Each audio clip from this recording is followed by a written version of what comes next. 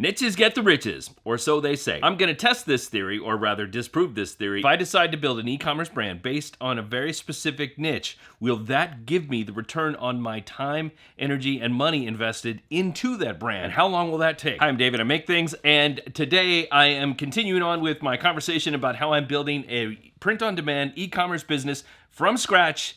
And today what we're going to talk about is niches, where I'm headed with mine, and maybe some considerations for you if you're deciding to do one for yourself. Before I go any further, I just want to let you know that this video is sponsored by The Hungry Artist. It's a 2 times a week newsletter that I publish to basically give people a bunch of different information about things that are happening in the art and the creative world, and you probably enjoy it. Lots of people are so far, and you're missing out if you haven't done it yet, and it's totally free, so go check it out. Link is in the description. Okay, so the way I see it, there are really about 3 different types of niche opportunities out there, and we're going to talk about all 3 of them. But first, I need some help. Not from this.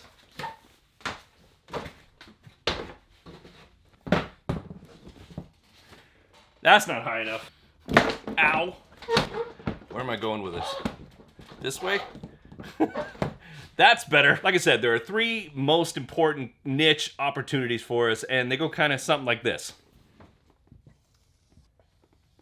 In business terms, these would all be called verticals, like this line right here. We're just using this formation just for the sake of the video, all right? This one down here is what I call broad topic niche product. We cater to a broad topic, but we have very specific niches. So let's say you are an animal lover. There are a lot of different types of animals out there, and people have a broad view of what types of animals they like and don't like. So you basically be talking to a bunch of different types of people, but you may have one different type of product. Now, I love animals, but I'm not a big animal lover. I'm not voracious about, I gotta have dog stuff and cat stuff and horse stuff and fish stuff and snake stuff. But I recognize that some people might appreciate that, and so they may want to have particular products that kind of say, I'm a horse guy, cat woman, dog person, fish person, snake person, who specialize in a very particular set of products that cater to that. Now, it could just be t-shirts and mugs and stuff like that. That may not necessarily be the best approach for that particular topic. There could be other options there. I don't exactly know what types of products are out there for pet lovers. There is probably something that we could do that would bring us a better margin, that we can focus more attention towards the niche in a way. It feels like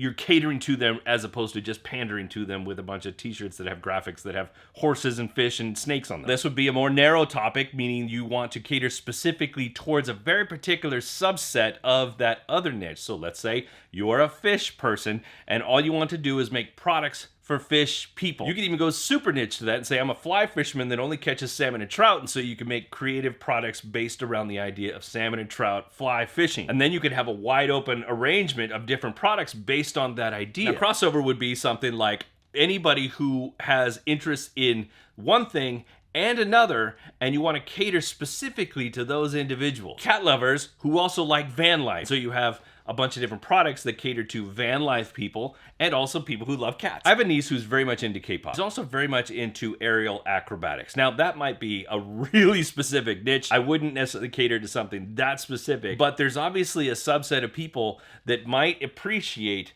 both of those things, and how could I cater to somebody like that? That one might be a bit too specific, but you could probably come up with a couple of different crossover niches that you can imagine that, like, okay, I can cater to both of these people this way. Now, here's the thing about that last one. You could do the narrow thing where it's one topic and a bunch of different products, and then occasionally dabble into the different crossovers. You wouldn't want to go too far away because the idea is to focus on really the main niche there. There's no reason why you couldn't also say, hey, I'm an outdoorsy person, but I also like Star Trek. I'm a surfer, but I also like planting flowers in my garden. It's possible that we start in one particular direction, and as we find out what people are appreciating, what they're buying, what they're leaning into, we may find ourselves crossing over, moving up and down. We probably want to exist kind of in this area just to start. Don't go too crazy on too many products. Don't go too crazy on too many niches.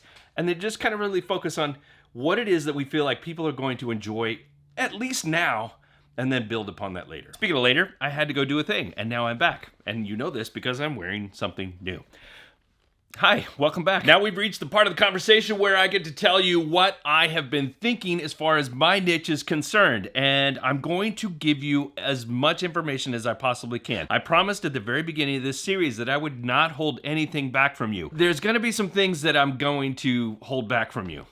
Okay, I'm not going to hold them back forever. I'm just holding them back just a little bit. The reason I'm doing that is because I don't want you to get too ahead of yourself and jump into the domain and trying to figure out, like, what's he doing? What's going on? I don't want to worry about that just yet. I don't want you to worry about that. I want you to focus here on what it is we're doing and then focus on your own thing, and I'll show you all the process behind the scenes of everything. But once we're fully developed and the shop is out there and ready to go, then I'll share the domain with you so that you guys can actually see what's happening. You're going to see all of it in works.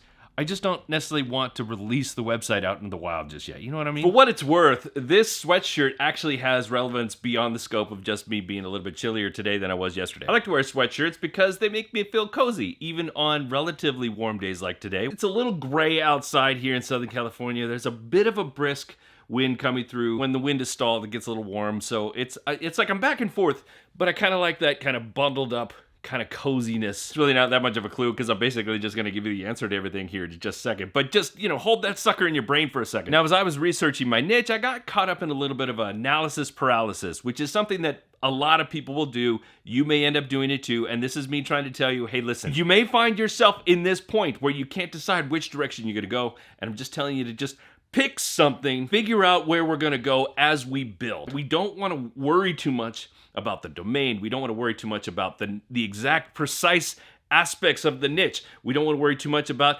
exactly what types of products and what we're going to put on those products.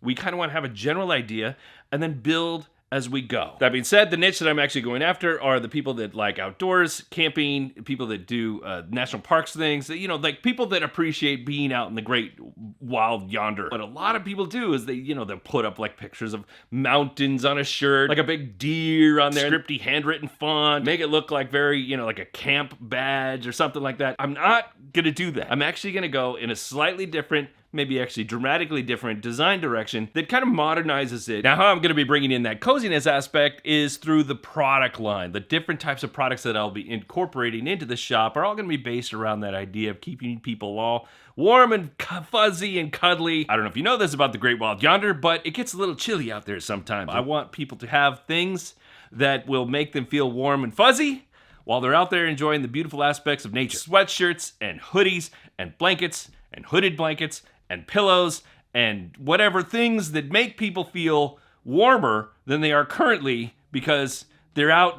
I haven't nailed down the complete product line, and you shouldn't do it either. You shouldn't say, I'm going to do just this and only this and all these things, and that's all I'm going to do, and I make it all at once. In fact, I'm being completely honest. What I'm likely going to do is I'm going to take maybe 5 or 6 different designs and apply them to 1 or 2 different products just to start. Here forward, at least as far as these videos are concerned, I'm going to create all the designs, then I'm going to make the products, and then I'm going to build the site. I might add the site first and then add the products through Printify.